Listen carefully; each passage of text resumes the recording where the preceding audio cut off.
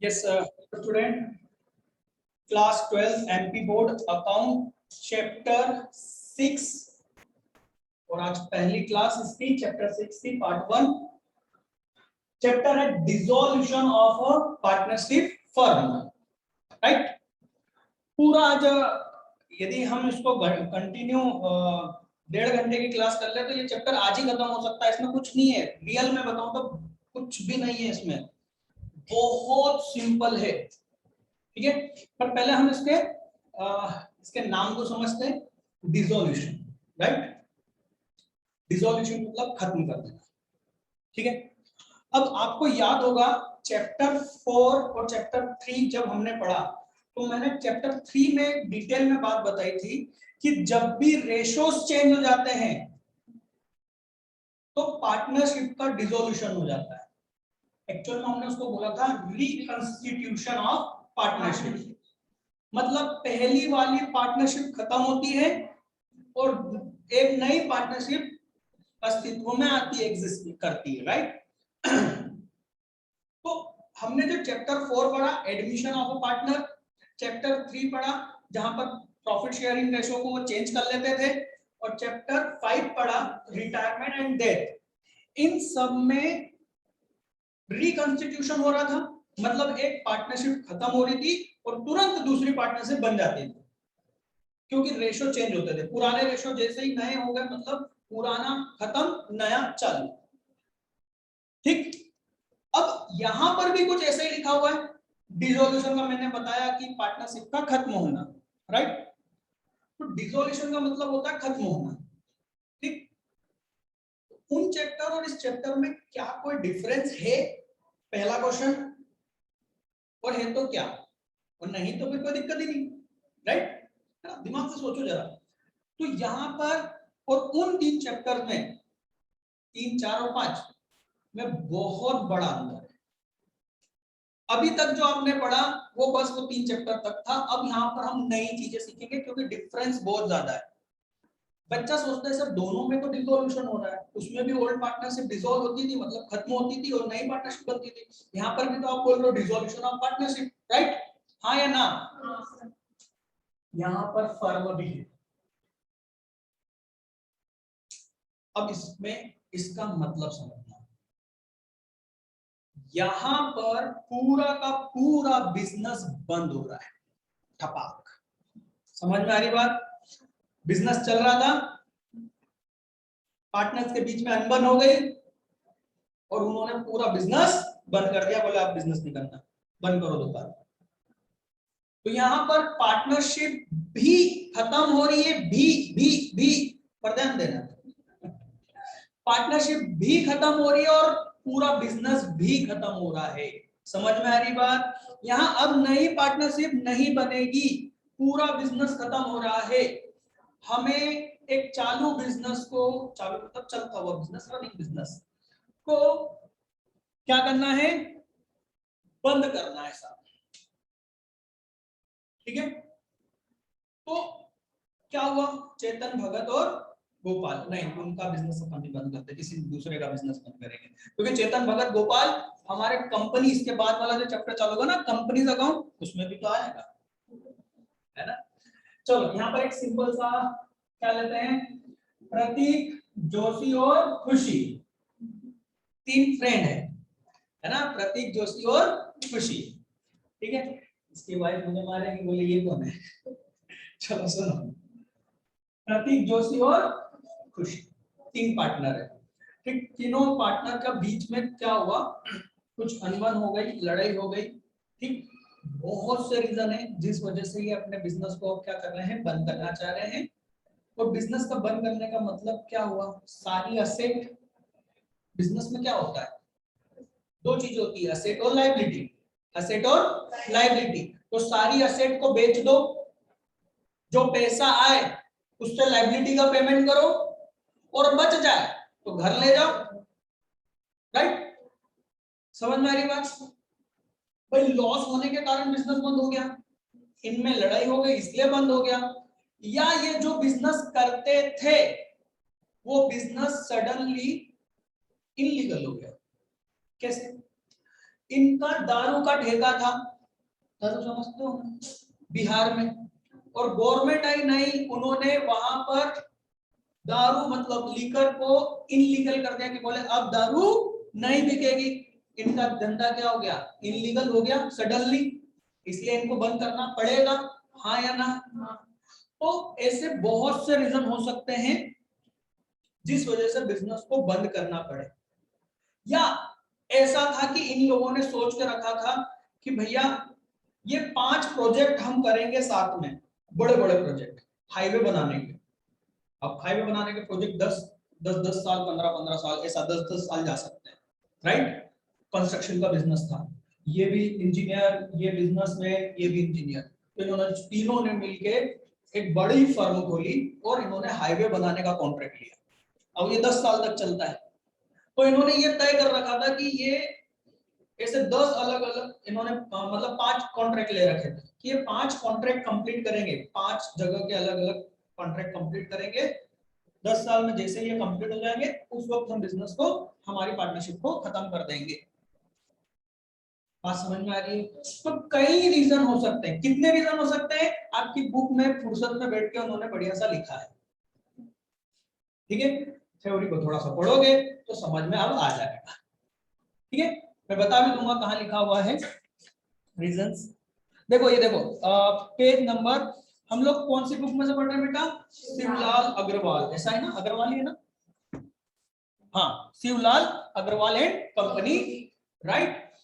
उसका चैप्टर 6 में page number 270 पर आप देखोगे causes of dissolution of a partnership, दिख रहा है? चलो मैं थोड़ा थोड़ा सा इनको एक्सप्लेन कर देता हूं ताकि आपके लिए इजी हो जाए। आईएमपी बहुत ज्यादा आईएमपी, ठीक है?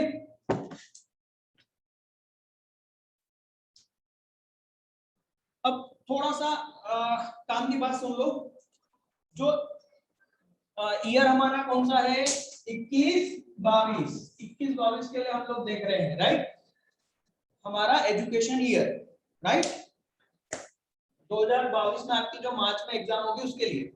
तो इसका जो ब्लूप्रिंट आया है, इस ब्लूप्रिंट के अकॉर्डिंग जो चैप्टर 5 है retirement and death plus chapter 6, 2 chapter वो पूछेंगे टोटल मिला के 10 नंबर में। 2 चैप्टर मिला के कितने? टोटल 10 नंबर में। 3 नंबर के एमसीक्यूज, ठीक? 2 नंबर के 2 क्वेश्चन, 2 नंबर के कितने? 2 क्वेश्चन, और एक 3 नंबर का 1 क्वेश्चन,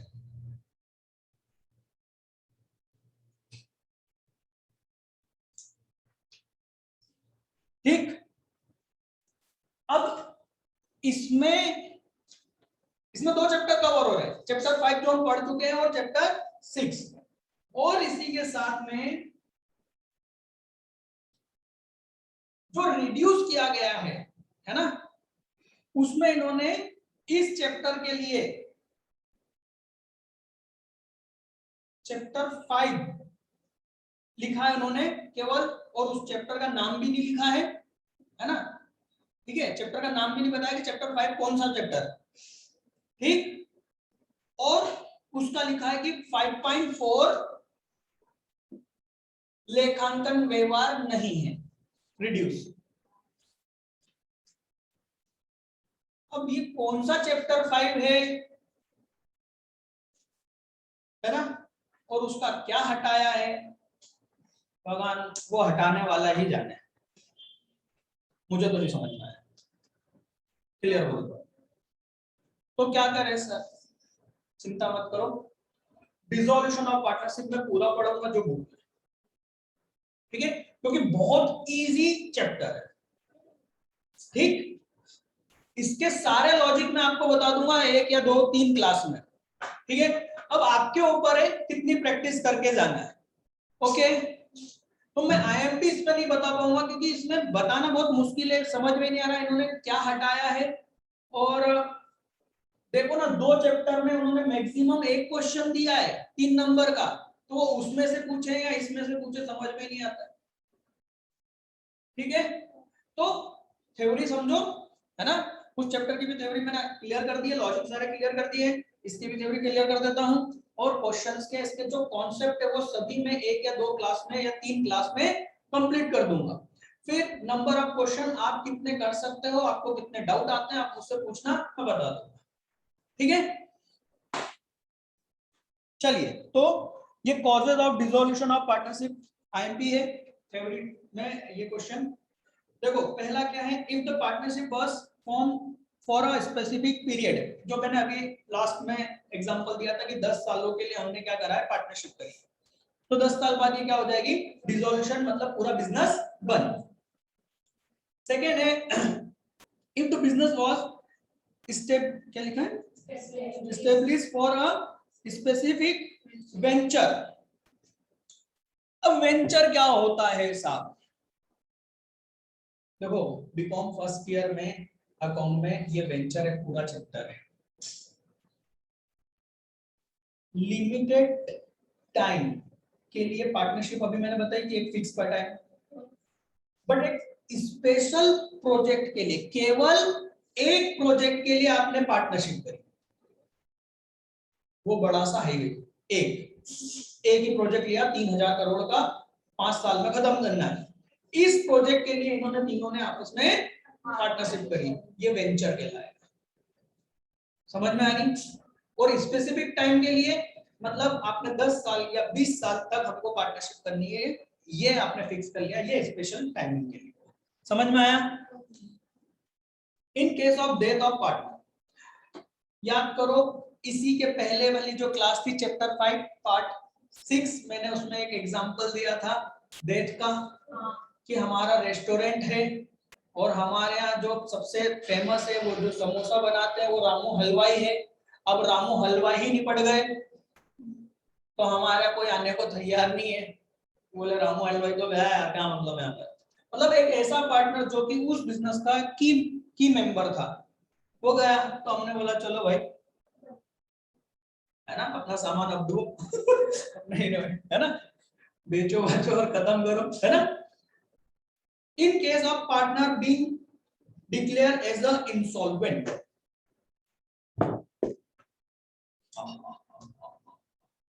इंसॉल्वेंट क्या होता है, दिवालिया।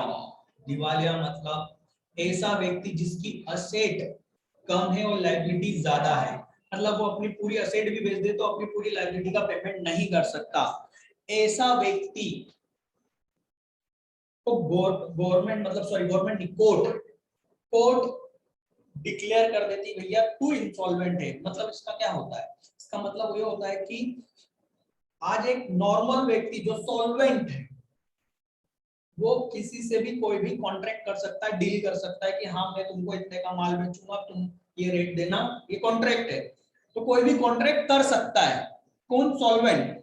बट इनसॉल्वेंट व्यक्ति से वो उसकी पावर, कौन सी, कॉन्ट्रैक्ट करने की वो पावर कोर्ट छीन लेता है, उसके माथे पे लिख देता है, इस व्यक्ति से यदि किसी ने भी कॉन्ट्रैक्ट करा और उसका पैसा इस व्यक्ति ने डुबाया तो इधर मत आना, कोर्ट में मत आना। क्यों, क्योंकि इंसॉल्वेंट का मतलब ये हुआ कि इसकी कॉन्ट्रैक्ट करने की ताकत हम छीन लेते हैं, अब ये व्यक्ति किसी से कॉन्ट्रैक्ट नहीं कर सकता, फिर भी तुमने इस पे भरोसा करा और नुकसान उठाया, ये कोर्ट के परिसर में दिखना भी मत। हाँ मैं तो 10 साल को हवलदार को बोलेगा मार फोटे। समझ में आ रही है बात। तो जब एक व्यक्ति कॉन्ट्रैक्ट ही नहीं कर सकता तो पार्टनरशिप में कैसे रह सकता है, बात समझ में आई। ये व्यक्ति क्या हो गया, इंसॉल्वेंट हो गया, वो पार्टनरशिप में नहीं रह सकता, तो सब तो पार्टनरशिप डिसॉल्व हुई है ना बेटा, उसका इतना डेप्थ है कि वो तुमको भी खा गया। याद करो चैप्टर 1 फंडामेंटल ऑफ पार्टनरशिप मैंने आप लोगों को बताई थी, और मैंने उसमें कहा था कि पार्टनरशिप का सबसे बड़ा ड्रॉबैक ये है कि भैया अनलिमिटेड लायबिलिटी, और मैंने उसमें कहा था कि वो बात अनलिमिटेड लायबिलिटी को मैं एक्सप्लेन करूंगा चैप्टर 6 में। समझ में आ रही है। अनलिमिटेड लायबिलिटी ऐसी बड़ा अभिश्राप है पार्टनरशिप में कि ये व्यक्ति डूबा कहीं और ये इनको भी ले डूबेगा। इसका जो पर्सनल पैसा है, मतलब ये इतना बड़ा दलदल है, हालांकि इसको बहुत ज्यादा मैं यहाँ एक्सप्लेन नहीं करूंगा, ठीक है, वो तो सीए का जब आप पढ़ने जाओगे तो वहां डिटेल में आपको पढ़ने को मिलेगा। तो कुल मिला के वो इनको भी लेट होता है, तो बिजनेस को बंदिश करना पड़ता है। समझ में आई बात? दूसरी चीज क्या होती है, इंसॉल्वेंट होने के कारण ये पार्टनरशिप में तो हो नहीं सकता, ठीक, तो अलग ये बदनाम हो चुका होता है, इसके लोग जो भी कर्जदार हैं वो हमको परेशान करते हैं, तो हम बोलते हैं यार बंद करो, खत्म करो। समझ में आई बात? आगे ये इसमें पूरा लिखा हुआ है कि जो 4 पॉइंट के नीचे ये पूरा केस लिखा हुआ है, जो मैंने अभी एक्सप्लेनेशन दिया ना वो लिखा हुआ है, आपको ये लिखने की जरूरत नहीं है, ये पैराग्राफ आपको लिखने की जरूरत नहीं है, ठीक है। हाँ, in case of admission of a new partner the old partnership agreement can come to an end new agreement can be made. पूरा के पूरे पार्टनर चले गए और दूसरे कोई नए आ गए, सॉरी ये अपन पढ़ रहे हैं पार्टनरशिप की बात कर रहे हैं। मैंने अभी चैप्टर 3, 4, 5 बताया था, उसमें पार्टनरशिप क्या होती है, खत्म होती है, और हम चैप्टर कौन सा पढ़ रहे हैं, पार्टनरशिप फर्म का खत्म होना, पूरे बिजनेस का। तो सेम रीजन भी पार्टनरशिप फर्म के खत्म होने में भी होते हैं। देखो नीचे दिखा हुआ है टॉपिक पार्टनरशिप, सॉरी कहाँ दिया हुआ है, अब ये क्या अपने खुद के नोट्स होते हैं ना, तो समझ में आती है कि कहाँ का दिया हुआ है। डिफरेंस दिया हुआ है आपको, है ना, डिफरेंस दिए हुए पेज नंबर 271 पे, तो वो डिसोल्यूशन ऑफ पार्टनरशिप और डिसोल्यूशन ऑफ फर्म, बहुत आईएमपी क्वेश्चन है ना, ठीक है। तो क्लियर हो जाएगा, डिसोल्यूशन ऑफ फर्म में मतलब पूरा बिजनेस का बंद होना, अब बिजनेस कैरी फॉरवर्ड नहीं हो सकता, आगे नहीं चलेगा। तो dissolution of partnership, only partnership, तो इसमें क्या हो रहा है, रेशो बदल रहे हैं। अब रेशो 3 चीजों से बदलते हैं, वो आपने तीनों चैप्टर लिखे हैं, तो उन तीनों चैप्टर का नाम लिख दो, इन तीनों के कारण क्या हो रहा है, रेशो बदलेगा, मतलब डिसोल्यूशन ऑफ पार्टनरशिप, ठीक। हाँ, तो यहां पर ये जो एक और थ्योरी क्वेश्चन बनता है, method of dissolution of a firm, ठीक, इसको भी एक्सप्लेन कर देता हूं, है ना। मेथड मतलब किस तरीके से डिसोल्यूशन किया जाए, है ना, उसका तरीका क्या होगा, dissolution by agreement, dissolution of by agreement, मतलब कि तीनों बिजनेस कर रहे हैं, तीनों को मूड हुआ, बोले यार अब धंधे में कुछ बचा नहीं है, खत्म करो, तीनों ने एग्रीमेंट करा और बात खत्म हो गई। कंपलसरी डिसोल्यूशन, ठीक है, कंपलसरी डिसोल्यूशन मतलब इन्होंने कुछ ऐसा कांड कर दिया कि कोर्ट ने, या मतलब ऐसी चीज हो गई कि इनको बिजनेस को बंद करना पड़ा, मतलब लॉ के जरिए, कानून के जरिए इनको बंद करना पड़ा, कंपलसरी, राइट। दूसरा, तीसरा, dissolution of on happening of a certain event, कोई सा ऐसा इवेंट हुआ, क्या इवेंट हुआ, भूकंप आ गया, दुकान पूरी की पूरी ऐसे गड्ढे में दबा, कुछ बचा ही नहीं, खत्म, ठीक है, बंद करने की जरूरत ही नहीं पड़ी, खुद ही बंद हो गई, ठीक है। ऑलरेडी कर्जा था, दुकान गिर गई, अब वो ना तो लोन लेके फिर से उस बिजनेस को सेटअप कर सकते, कुछ नहीं कर सकते, भैया हाथ खड़े कर दे, बंद, ठीक है। डिसोल्यूशन बाय नोटिस, कोई एक पार्टनर इन बाकी दो को नोटिस दे सकता है और बोल सकता है भैया दुकान बंद, धंधा बंद करो, मेरे को तुम्हारे साथ में नहीं रहना और ना ही बिजनेस को चालू रखना है। बट वो तभी एप्लीकेबल होगा जब पार्टनरशिप डीड में इस चीज को एक्सप्लेन किया गया होगा कि कभी भी कोई भी व्यक्ति पार्टनरशिप में नोटिस देके दुकान को बंद कर सकता है। यदि ऐसा उसके बारे में कुछ स्पष्ट नहीं है तो यहाँ पर वो एप्लीकेबल नहीं होगा, ठीक है। डिसोल्यूशन बाय कोर्ट, कोई बात, कुछ ना कुछ आपने कांड करा और कोर्ट ने आपको आदेश दिया है कि भैया बंद करो, इलीगल बिजनेस करने लग गए तो कोर्ट ने आपको आदेश दिया, ठीक है। तो अब ये court, dissolution of by court में देखो बहुत सारे चीजें हो सकती है ना, तो ये सारी चीजें हैं, थ्योरेटिकल है, ठीक है, आईएमपी क्वेश्चन है, पूछता है, कई बार पूछा गया है, पर मोस्ट टाइप के दो क्वेश्चन बनते हैं, एक तो causes of dissolution of partnership form है ना, और इन दोनों में डिफरेंस। ठीक है, now page number 272, effect of dissolution. भाई डिसोल्यूशन का इफेक्ट क्या होगा? धंधा बंद, बिजनेस बंद। तो आपको क्या लगता है? चलो मैं आपके लिए यहाँ पर कुछ शो कर देता हूँ ताकि आप इमेजिन कर सको। ये तीनों पार्टनर की बैलेंस शीट है, राइट? इधर क्या है? असेट्स, और इधर लायबिलिटीज। ठीक, यहां पर है क्रेडिटर, ये है कैपिटल, तीनों की मिला के कुछ कैपिटल दी हुई है। ठीक है, क्रेडिटर है, क्रेडिटर मान लो 3 लाख के, और बैंक लोन है, बैंक से इन्होंने लोन भी ले रखा है 2 लाख का। इनका मान हुआ कि आप बिजनेस बंद करता है, बहुत हो गया है, बिजनेस बंद करता है। ठीक है, ये दोनों आपको लगता है बिजनेस बंद करने देंगे? मार्केट में जरा सी भी बात मिली कि भाई तीनों सोच रहे हैं, सोच ही रहे हैं, जो उसी को सपना आया था कि दुकान बंद कर दो, अब नुकसान होने वाला है, ऐसा इसमें सिर्फ इतना मार्केट में आपस में बात कर ली और किसी ने सुन लिया, तो बंद करने वाले हैं, ये है ना, तलवारें लेके आ जाएंगे इनकी दुकान पे, कैसे कैसे बंद कर रहा, पहले पैसा। समझ में आ रही है बात? गहराई को समझना, कहानी में गहराई को समझो, रियलिटी है ये लोग इतने आसानी से बिजनेस नहीं बनोगे देंगे। ठीक, ये अपना पैसे की डिमांड करेंगे, ऐसा थोड़ी ना कि सेटल डाउन करा बिजनेस बंद, साफ खत्म, घर आ जाएंगे ये, राइट? तो एक सिस्टमेटिक प्लानिंग होती है कि बिजनेस को किस तरीके से बंद किया जाए। ठीक है, ये लोग क्या करेंगे? सबसे पहले सारी एसेट बेचेंगे, तो ये अपनी एसेट थोड़ी बेचने देंगे, खड़े हो जाएंगे, भैया ये एसेट बिकी, ला पैसा मेरे को। समझ में आ रही बात? तो पर वो थोड़ा सा भी मैं बात बताऊंगा, सिंपल सा इफेक्ट ये होगा कि इनको सारी एसेट बेचनी होगी और इनका पेमेंट करना होगा, जो बचा लेगा।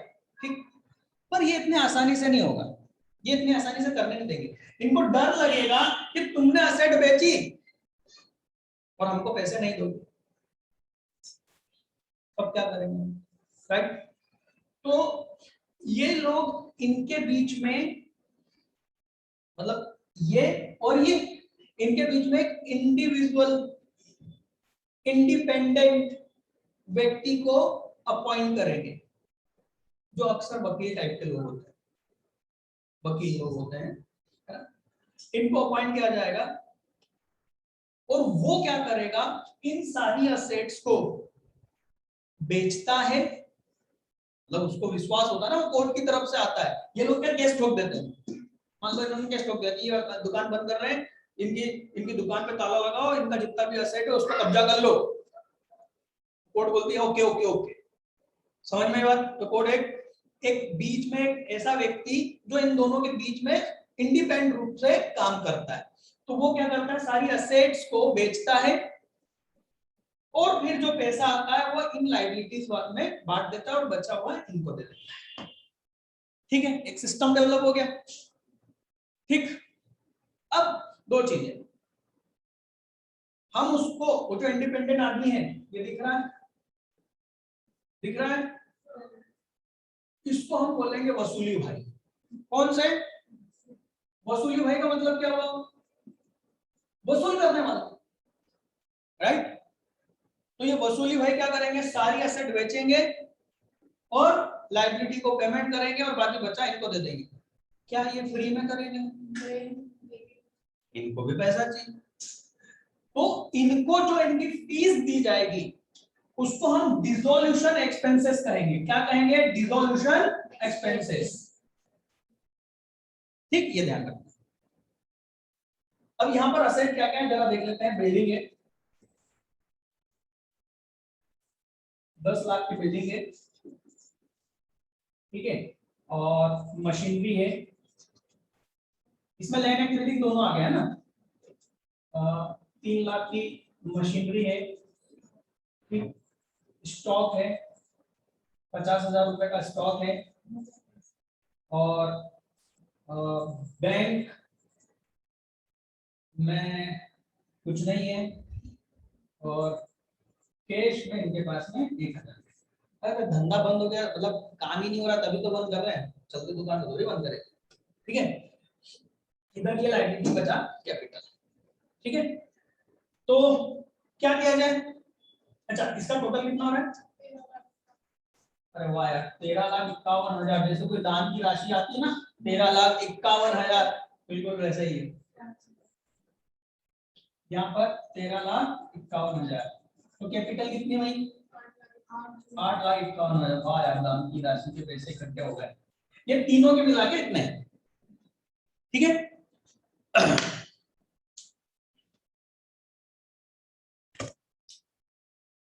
वसूली भाई को अपॉइंट किया गया है, वसूली भाई क्या करेंगे, ये सारी असेट और ये सारी लायबिलिटी खुद ले लेंगे। समझ में आ रही बात, ये सारी असेट इनको देना पड़ेगी ना, तभी तो ये बेचेंगे, तो बेचेंगे कैसे, राइट। चलो इसको थोड़ा सा यहाँ पर इस कॉन्सेप्ट को थोड़ा सा रोकते हैं, ठीक है। दूसरी चीज भाई, अभी मैंने बताया कि ये बेच देंगे, इनको दे देंगे, बात खत्म, राइट। क्या अकाउंट में इस तरीके से बिजनेस बंद हो जाएगा, अकाउंट में किसी बिजनेस को बंद करना है तो क्या करेंगे, ये तो मैंने फिजिकल एक्टिविटी बताई कि भाई इसको अपॉइंट करेंगे, ये पेमेंट कर या बेचेगा, जो पेमेंट आएगा दे देंगे, इसकी अकाउंटिंग क्या करें, क्योंकि हमें तो यहाँ अकाउंटिंग सीखना है साहब, हमको वसूली भाई का काम थोड़ी सीखना है, हमको तो यहाँ क्या सीखना है कि इस चिप की अकाउंटिंग क्या की जाए, कैसे की जाए। तो एक सिंपल सी बात बता रहा हूं, किसी बिजनेस को यदि अकाउंट में बंद करना है, अकाउंट में बंद करना मतलब वो लेजर रजिस्टर जिसमें क्या खुले हुए हैं, ये अकाउंट्स खुले हुए, ये अकाउंट खुले हुए, राइट। तो उस बुक को हमको बंद करना है, उस रजिस्टर को हमको क्या करना है, बंद करना है। सर ऐसा बंद कर देंगे, ऐसा नहीं बंद होता। जब एक बिजनेस चालू होता है तो अकाउंट ओपन होते हैं, जब एक बिजनेस बंद होगा तो क्या होगा, अकाउंट क्लोज होंगे। ये सारे अकाउंट जितने भी असेट और लायबिलिटी के अकाउंट है बिजनेस में, इन सारे अकाउंट को हमको क्या करना है, जीरो, इनमें कोई बैलेंस, समझ में आ रही है।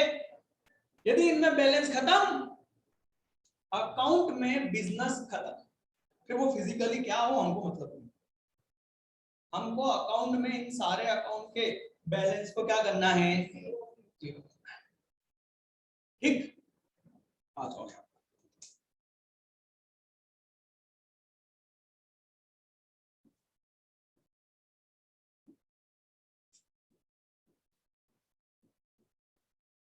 ऐसा करने के लिए हम एक अकाउंट बनाएंगे, रियलाइजेशन अकाउंट, हिंदी में इसको वसूली खाता बोलते हैं, क्या बोलते हैं, यह वसूली भाई का अकाउंट, ठीक।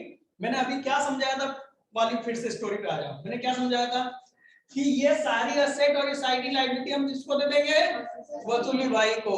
जब यहां से ये चीज चली गई तो ये अकाउंट जीरो, अकाउंट खत्म, समझ में आई बात। चलो करते हैं, देखते हैं।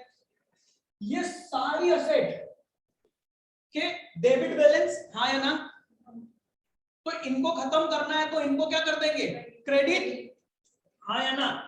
तो मैं यहाँ सिर्फ लिख देता हूँ सन्ड्री असेट है ना, सन्ड्री असेट मतलब ये सारी asset, building, machinery, stock, bank, case नहीं, सॉरी बैंक कभी नहीं, बैंक और केस नहीं।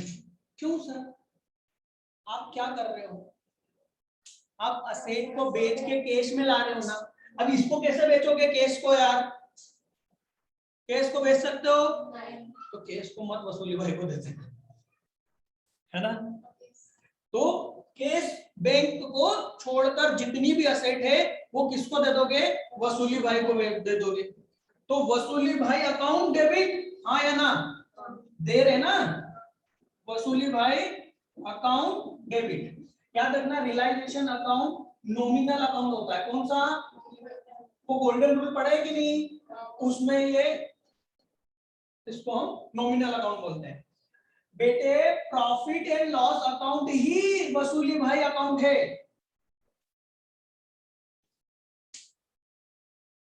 कैसे सर?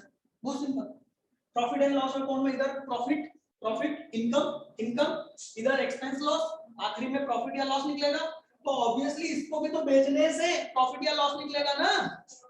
अरे क्या यही भाव में बिक जाएगी क्या? क्या ये इसमें मान जाएंगे क्या? नहीं, ये इसका भाव अलग होगा। बात समझ में आ रही?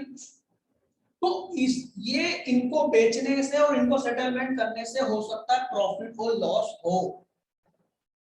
वसूली भाई को हम धीरे से बोलेंगे, धीरे से बोलेंगे वसूली भाई को, वसूली भाई 3 लाख देना है इनको, हाँ सस्ते में निपटाओ ना, 2 लाख में निपटा दो ना, 2.5 लाख में निपटा दो ना, 2.5 लाख में निपटा दो, 10,000 हमारी तरफ से। समझ में आ रही बात? वसूली भाई ये सब बेचने के बाद इनके पास जाएंगे, बोलो रे किसको कितना कितना पैसा चाहिए, इनने बोला इतना इतना इतना 3 लाख। वसूली भाई एक गन रखते सामने, कितना कितना, मैं बता रहा हूँ उतना उतना। अरे रियल लाइफ में होता है भाई,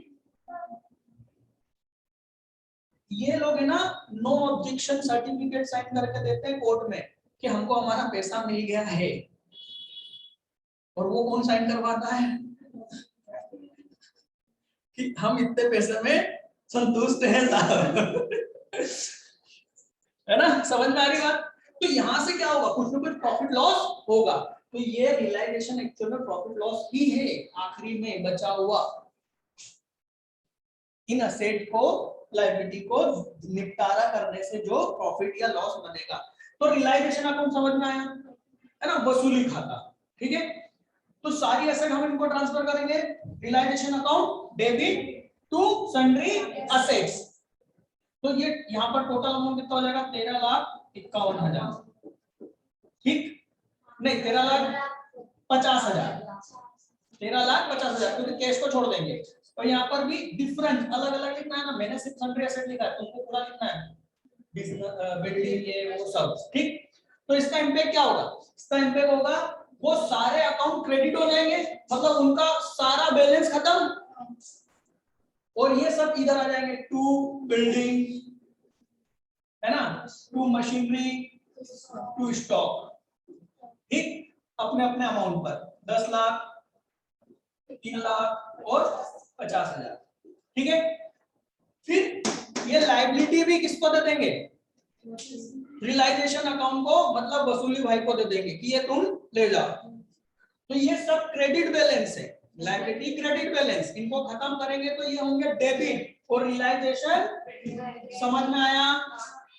तो मैं यहाँ पर ये क्या आ जाएंगे, बाय क्रेडिटर, है ना, क्रेडिटर कितने, 3 lakh, by bank loan 2 lakh. ठीक, अब वसूली भाई इसको बेचना चालू करेंगे। ठीक, और पैसे हमको ला के देंगे, ये मान के चलना है, इसको हमको ला के देंगे। ठीक है, और जब पैसे देने होंगे तो ये बैठे रहेंगे और बोलेंगे हाँ फलाने को इतने दे दो, हम हमारे ये इसमें से देते जाएंगे। समझ में आ रही बात? तो आपको यहाँ पर एक कैश अकाउंट भी बनाना होगा, जो कैश का बैलेंस दिया होगा उससे उस अकाउंट को ओपन करोगे। ठीक है, जो असेट जितने में बिकती जा रही है उतना पैसा डेबिट करते जाओगे, जितने लायबिलिटी का पेमेंट करते जा रहे हैं कैश अकाउंट में से क्रेडिट करते जाओगे। ठीक है, क्लियर है? अब क्वेश्चन आपको बताएगा कि कौन सी असेट कितने में बेची। ठीक है, तो मान लो बिल्डिंग बिकी भैया 25 लाख में, राइट? क्या एंट्री करेंगे, देखो एंट्री बताओ बिल्डिंग की।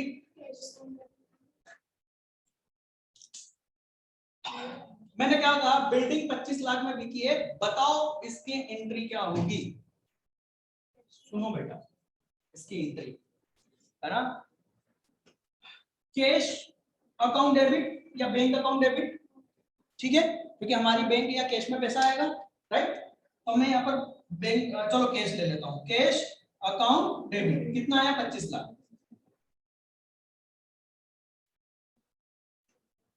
एक और जीरो आएगा क्या? क्रेडिट किसको करूं? अक्सर बच्चे बोलते हैं सर बिल्डिंग अकाउंट, है ना, जल्दी जल्दी में बोल देते हैं बिल्डिंग अकाउंट। सोचो पहले मेरे को इसका जवाब दो, क्या बिल्डिंग अकाउंट आना चाहिए? क्यों नहीं आना चाहिए? क्योंकि वो अकाउंट को तो आपने पहले ही यहाँ ट्रांसफर करके उस अकाउंट का बैलेंस जीरो कर दिया है, राइट? तुमको बताओ ये किसके पास है? ऐसे वसूली भाई के पास, तो पैसे किससे मिलेंगे? वसूली भाई से मिलेंगे। तो जब असेट दी तो वसूली भाई को डेबिट करा, अब वसूली भाई से पैसा मिल रहा है तो वसूली भाई को क्रेडिट कर दो। बात समझ में आई? तो यहाँ पर आ जाएगा रियलाइजेशन अकाउंट। बात समझ में आ रही है? सर आपने हमको एक चीज बताई थी, बताओ बेटा। 11th में जब हम पढ़ते थे आपके पास, तो डेप्रिसिएशन नाम का चैप्टर था और उसमें आपने बताया था असेट बिकती है तो उस पर प्रॉफिट लॉस होता है, उस प्रॉफिट लॉस का क्या है ना? 10 लाख की बिल्डिंग को कितने में बेच दिया तो उसका प्रॉफिट लॉस कहां गया? तो मैं बोलूंगा वाह रे मेरे बच्चे, देखो उतना याद है, उसके लिए बहुत बढ़िया। पर अब सुन, ये एक्चुअल में अकाउंट क्या है? ये ऑटोमेटिक आपको आखिरी में प्रॉफिट लॉस जनरेट करके दे देगा। देखो आपने ये एंट्री करी, इसका इम्पैक्ट क्या होगा? कैश में बैलेंस बढ़ेगा और क्रेडिट में क्या आ जाएगा? By cash. और ब्रैकेट में आप लिख दोगे बिल्डिंग, ताकि हमको याद रहे क्या बेचा। तो यहाँ पर आ जाएगा 25 लाख। 10 लाख डेबिट, 25 लाख क्रेडिट, 15 लाख का ऑटोमेटिकली इधर प्रॉफिट शो होगा या नहीं होगा? तो आपको एक चीज ध्यान रखना, इस पूरे चैप्टर में क्या किसी असेट को बेचने से प्रॉफिट हो रहा है, लॉस हो रहा है, मत सोचना। सिर्फ बहुत सिंपल सा करना है। पूरे क्वेश्चन की शुरुआत ही आपको कैसे करना है जरा ध्यान से सुनना, बस मालूम पड़ जाए ये डिसोल्यूशन का क्वेश्चन है। और क्या बोल रहा है? ठीक, बिना कुछ पढ़े, कुछ पढ़ना ही मत। बैलेंस शीट दी हुई होगी, सारी असेट को, कैश और बैंक को छोड़कर सारी असेट को कहां पहुंचा दोगे? कुछ मत पढ़ना कि कितने में बिकी, क्या नहीं पढ़ना हमको। पहले तो हम वसूली भाई को देंगे ना, उसके बाद ही तो पता चलेगा कितने में बिकी। बात समझ में आ रही? पढ़ लिया आपने कि कितने की कितने में बेची, उलझ जाओगे, गारंटी कर रहा हूं। ठीक है? और सारी लायबिलिटी, ये नहीं आउटसाइड लायबिलिटी, मालूम है ना? आउटसाइड लायबिलिटी मैं बता चुका हूं कई बार, वो सारी लायबिलिटी को बता दोगे। ठीक, फिर क्वेश्चन को रीड करना चालू करोगे कि इसने किस चीज को कितने में बेचा। ठीक, जितने में बेचा, प्रॉफिट लॉस की चिंता मत करना। असेट को बेचा है तो क्रेडिट क्रेडिट क्रेडिट, और उतना कैश में बैलेंस बढ़ाते जाना। ठीक, अब इसी तरह से लायबिलिटी का पेमेंट भी करेगा, और उसने बोला लायबिलिटी का पेमेंट हमने ये 3 लाख है, 2,80,000 में सेटल कर दिया। सिंपल एंट्री, कैश गया, कैश क्रेडिट और रियलाइजेशन डेबिट। क्यों क्यों क्यों रियलाइजेशन डेबिट? क्योंकि ये देखो समझ में आ रही बात भाई, उसी को देंगे ना रियलाइजेशन। हम तो बोलेंगे हमने किसको दिया? वसूली भाई को दिया, क्योंकि क्रेडिटर को पेमेंट कौन देगा? वसूली भाई देंगे, वो निपटाएंगे मैटर। ठीक है, तो यहाँ पर क्या आ जाएगा? To cash 2,80,000। ठीक, और यहाँ पर ब्रैकेट में लिख देंगे क्रेडिटर, ताकि हमको मालूम हो कि क्या करना। ठीक, जो जो बोलते जाएगा हम उसका करते जाएंगे। सारा उसने जो बोला हमने कर दिया, आखिरी में वो एक और चीज बोलेगा, डिसोल्यूशन एक्सपेंसेस। भाई इसको वसूली भाई को पेमेंट भी तो करना पड़ेगा। यदि डिसोल्यूशन, अब डिसोल्यूशन का एक्सपेंसेस में अपने आप में 8 कंडीशन है। आपकी बुक में 8 इलस्ट्रेशन होंगे शायद मेरे ख्याल से, अलग अलग सिचुएशन। तो मैं सिर्फ उसमें से एक सिचुएशन बता रहा हूं। ठीक है, नेक्स्ट डे हम वो सारी सिचुएशन देखेंगे और चैप्टर हमारा खत्म हो जाएगा। समझ में आ रही बात? तो उन 8 को मैं एक साथ यहाँ डिस्कस नहीं कर सकता, राइट? तो उसमें से एक ही कंडीशन बता रहा हूं, यदि उसका पेमेंट हमने करा है, हमने मतलब बिजनेस ने करा है, बिजनेस ने मतलब पार्टनरशिप में करा है, किसमें से, कैश में से। तो आप एंट्री क्या करोगे, डिसोल्यूशन अकाउंट डेबिट, भाई sorry realisation account debit to cash, मान लो 5,000 रुपए, समझ में आ रही बात। कैश गया, सर क्या हम ये एंट्री नहीं कर सकते, डिसोल्यूशन एक्सपेंसेस अकाउंट डेबिट, कर सकता है बेटा, कोई दिक्कत नहीं है, टू कैश, है ना, ऐसा कर सकते हैं, बिल्कुल कर सकते हैं। पर सुन बेटा, आपने एक अकाउंट नया ओपन कर दिया, किस नाम से, डिसोल्यूशन एक्सपेंसेस के नाम से, जबकि मैंने क्या कहा, डिसोल्यूशन, बेटा गेट कर दो, डिसोल्यूशन जब हम करते हैं तो हमको सारे अकाउंट क्या करने होते हैं, क्लोज, तुम तो उल्टा गंगा बाहर है, तुम एक नया अकाउंट ओपन कर रहे हो, तो क्या करें, जोर से लगा दो बेटा, जोर से लगा दो, तो क्या करें, फिर इसको आपको खत्म भी करना होगा, खत्म करना होगा तो फिर आपको realisation account debit to dissolution करना होगा, क्योंकि साल के आखिर में सारे एक्सपेंसेस कहां जाते हैं, प्रॉफिट एंड लॉस अकाउंट, हमारा अभी का प्रॉफिट एंड लॉस तो यही। तो भाई ऐसा मत खाना यार, सीधा खा ले, कोई दिक्कत है क्या, ये करोगे तो भी गलत नहीं, पर आपका टाइम खोटी होगा, इसलिए सीधे एंट्री करो, realisation account debit to cash, और ब्रैकेट में लिख दो डिसोल्यूशन एक्सपेंसेस, हो गया। सारी बातें जो क्वेश्चन में कही हमने मानी, अब हम मतलब कौन सी बातें जो असेट और लायबिलिटी को बेचने की और की है और डिसोल्यूशन एक्सपेंसेस बताने की, ठीक। अब हम सिर्फ एक काम करेंगे, जो बैलेंस शीट दी हुई होगी, सॉरी हाँ यहाँ देखेंगे, यहाँ हम एक काम करेंगे कि जितनी भी असेट आई है, क्या उनको हमने बेच दिया, उनका निपटारा, देखो बेचना शब्द नहीं बोल रहा हूं मैं निपटारा बोल रहा हूं, इस निपटारे का मीनिंग कल की क्लास में क्लियर होगा, क्योंकि अभी उसको एक्सप्लेन नहीं कर सकता, बहुत बड़ा मतलब है उसका, ठीक है, मतलब उसके बदले हमें कहीं ना कहीं पैसा मिल गया है कि नहीं मिला, है ना, निपटारा, फिलहाल पैसा मिलना बोल रहा हूँ।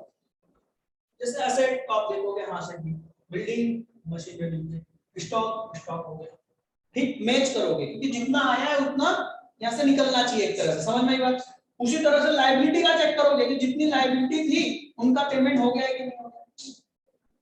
याद रखना, बिना लायबिलिटी का पेमेंट करे आप बिजनेस को बंद कर ही नहीं पाओगे, मैंने पहले ही बता दिया। तो आप, अच्छा, बैंक के बारे में कुछ क्वेश्चन ने बोला ही नहीं, किसका निपटारा कितने में करा, देखो इसके बारे में बोला था, इसके बारे में नहीं बोला, तब क्या करोगे, पूरे पैसे दे रहे हैं, जब पूरे पैसे देना है तो क्वेश्चन कुछ बोलेगा ही नहीं, बात समझ में आ रही है, तो आपको वो मानना पड़ेगा। आप जब ऐसा चेक करोगे ना कि यार इसने पैसे दे दिए, बैंक के पैसे कुछ नहीं दिए, फिर क्वेश्चन को देखोगे एक बार कि बैंक के बारे में कुछ कहा है, नहीं, मतलब पूरा पेमेंट दिया है, मतलब आपको ये खुद होके इसकी एंट्री करनी है और उतना ही पेमेंट देना है जितने की लायबिलिटी थी, ठीक। सेम असेट में भी होगा, 3 असेट है, 2 के बारे में बता दिया कि कितना मिला, तीसरे के बारे में नहीं बताया, मतलब इससे उतना ही पैसा मिला, तो आपको वो यहाँ लिखना पड़ेगा, समझ में आ गए। ऐसा मिलान करने के बाद में, मैच करने के बाद में, इधर का टोटल करो, इधर का टोटल करो, प्रॉफिट या लॉस निकलेगा, इधर का ज्यादा है तो प्रॉफिट डेबिट करोगे और प्रॉफिट शेयरिंग रेशियो में कैपिटल अकाउंट में क्रेडिट करोगे, ठीक। यदि इधर का ज्यादा है तो लॉस है, क्रेडिट करोगे, कैपिटल अकाउंट को डेबिट करोगे, ठीक। ज्यादातर रियल लाइफ में लॉस ही होता है, क्योंकि सिचुएशन ऐसी गड़बड़ा जाती है कि बिजनेस लॉस में ही है, इसलिए बंद करना पड़ता है, ठीक है। आज हमने सिर्फ एक चीज देखी, रियलाइजेशन अकाउंट, ठीक। हमारे ये पूरा चैप्टर 3 पार्ट में होगा, रियलाइजेशन अकाउंट देख लिया हमने, ठीक। दूसरा होगा इस पार्टनरशिप अकाउंट, मतलब रियलाइजेशन अकाउंट के साथ साथ पार्टनर्स के कैपिटल अकाउंट बनाना, ठीक। और तीसरा होगा वो डिसोल्यूशन के कई सारे जो टाइप्स हैं कि कौन पे कर रहा है उसके ट्रीटमेंट देखना। ठीक, ये 3 पार्ट कंप्लीट होने पर चैप्टर कंप्लीट हो जाता है, कुछ नहीं बचता। ठीक है, तो कल हम 2 चीजें देखेंगे नेक्स्ट क्लास में, कैपिटल अकाउंट बनाना और डिसोल्यूशन एक्सपेंसेस के वेरियस सिचुएशंस टाइप्स। राइट, ये चैप्टर खत्म हो जाएगा। एक बार और आपको इस पूरे वीडियो को देखना चाहिए नेक्स्ट वीडियो को देखने से पहले, ये याद रखना, क्योंकि काफी कुछ 50% चैप्टर कंप्लीट हो गया है भैया, आपको फिर से एक बार इसको रिवाइज करना जरूरी है। ठीक, तो आज के लिए इतना सारा बस। ठीक है।